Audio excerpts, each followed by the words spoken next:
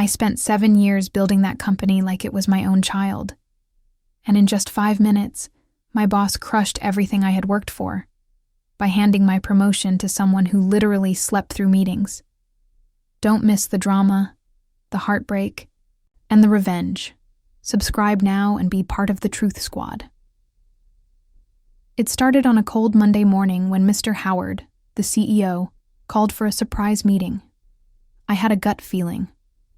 My project had just crossed $1 million in revenue last week, and everyone knew I led the entire campaign. I thought it was finally my moment, my promotion, my reward. I was wrong. He stood in front of the entire team with a big fake smile and said, "Let's all congratulate Brian on his new role as Senior Strategy Lead." Brian, the guy who once submitted a deck with typos in the title, the same guy who came to the office only for free donuts. I felt the room spin, my ears buzzed. But I smiled.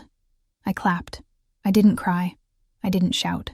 I simply walked back to my desk, opened a blank document, and started typing my resignation letter.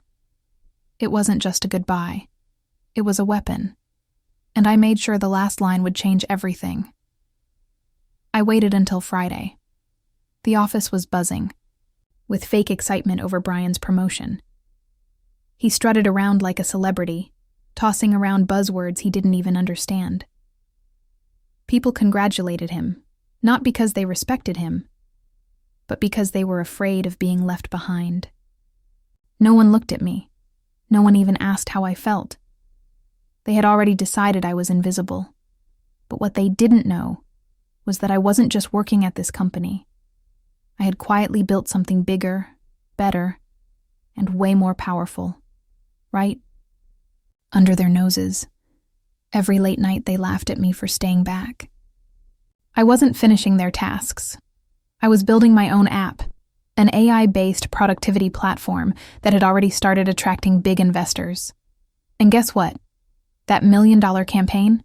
I didn't just execute it, I used my own algorithm to make it succeed. They thought it was luck. It was mine.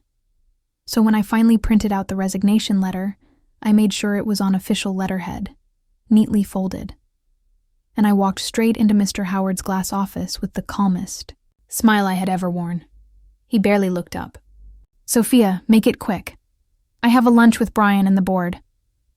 I handed him the envelope. He opened it with a lazy sigh until he read the last line. His face turned pale, then red, then pale again. He stood up so fast his chair nearly toppled. "Wait. This can't be right.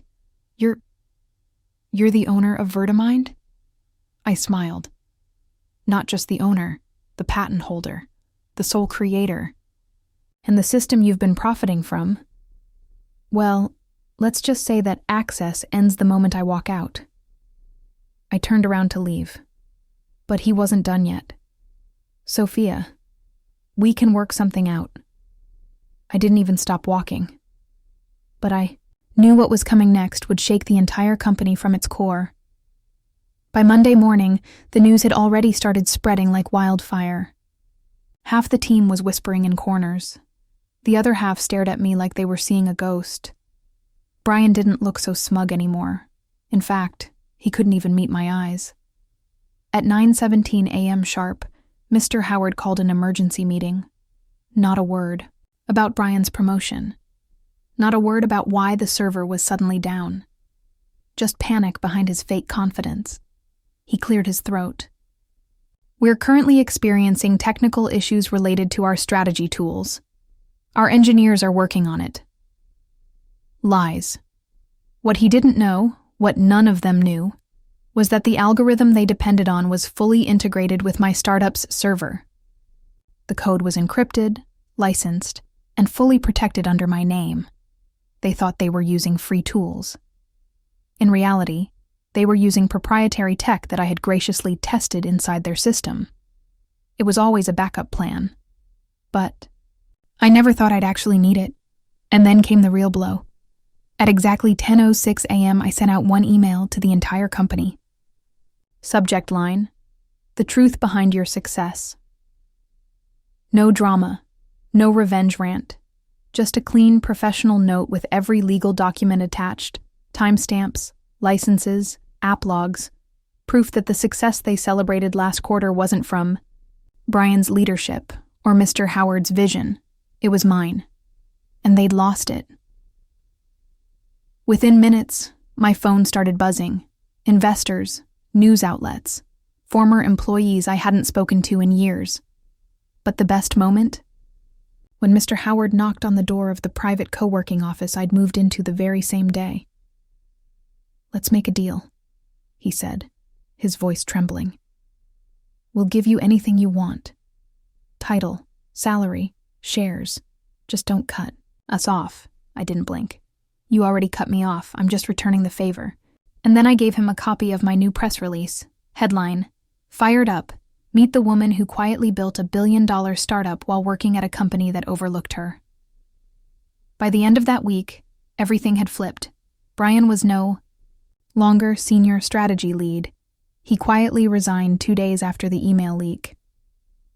The same coworkers who ignored me in the break room were now sending long, emotional messages on LinkedIn, calling me an inspiration, a genius, the real backbone of the company.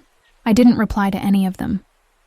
Meanwhile, Vertimind had gone viral. My inbox was flooded with investor meetings, podcast invites, and partnership offers. Tech blogs called it the silent revolution by the girl they ignored. And while they scrambled to fix their sinking ship, I had already secured a multi-million-dollar deal with one of the companies they used to call competitors. The best part? A month later, Mr. Howard tried one last move. He offered me a strategic acquisition opportunity to buy Vertimind for $8 million, with Brian as a brand partner. I almost laughed. Instead, I sent a single text back. "My company isn't for sale, but thanks for reminding me why I built it." 3 months later, I was flying to Singapore on a private jet to finalize a global expansion deal. And guess who I saw at the airport, lining up for economy class with his laptop open? Mr. Howard. He looked up, saw me, froze. And I just smiled, put on my sunglasses, and walked past him like he never existed. He didn't get it then, but maybe now he does. You don't destroy people who stay quiet. You just give them time to build an empire in silence.